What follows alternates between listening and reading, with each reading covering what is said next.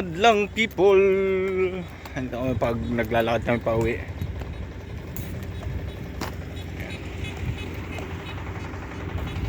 Tingnan kung paano mag-ani dito ng palayan dito sa Korea.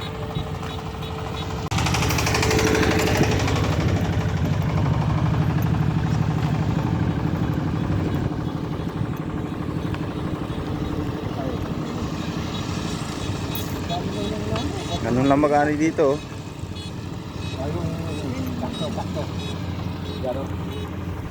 Ayun, lalagay lang niya yun. Buong sako na pala yung malaki. Yan. Oh, yan. Yung malaking sako, no? Oh, lalabas nila. Nasaktuhan natin, ah. Ganda. Oo. Ay, dago. Hindi pinakita.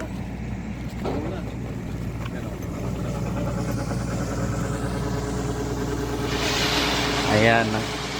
Sinasako na nila yung palay. 1,000 kilogram.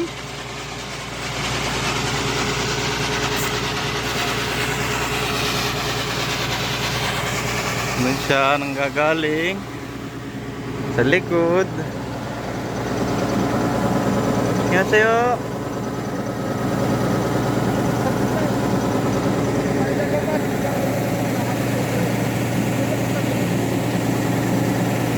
Ayan, marami pa silang gagapasin.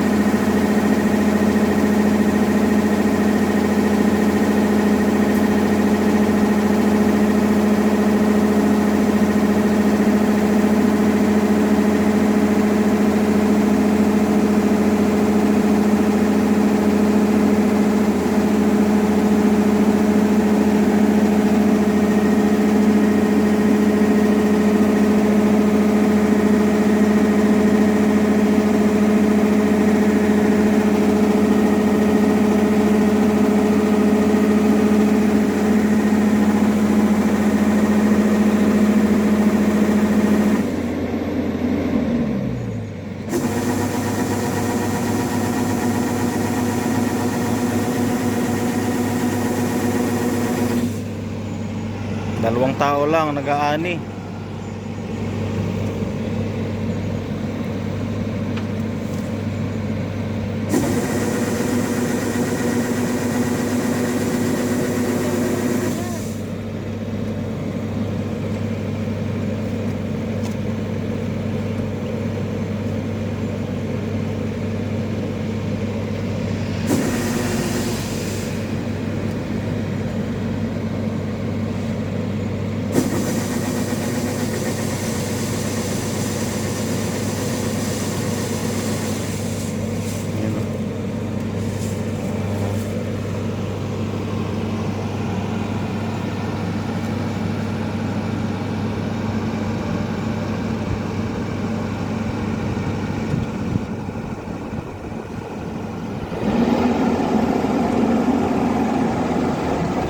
Ulit.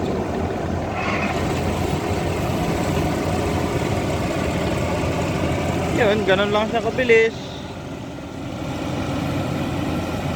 어디야? 어느 나라야? Philippine 사람이야. 필리핀? 네. 필리핀 저거 없어? 이거는 똑같아요. 없어요. 똑같은 거 없어? 네. 조그만 거? 네.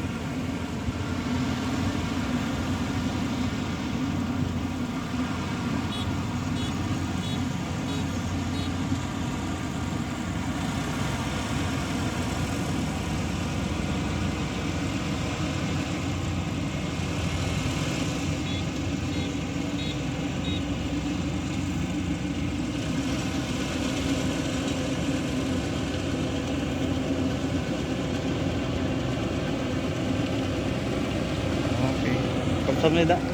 Ano kayo? Tinatanong niya kung wala daw ganun sa Pilipinas. Sabi ko walang ganun. Meron namang harvester na pang-ani ng palay pero hindi kagaya nun. Sa atin kasi harvester ng palay kailangan pa tatlong tao, isang driver nagsasako tapos tagatali. Dito mabilis lang, oh, 2 tao lang. Yung isa, ang kaibahan nga lang nila dito, yung sako nila, yung pinaglalagay nila 1,000 kilo na agad yun.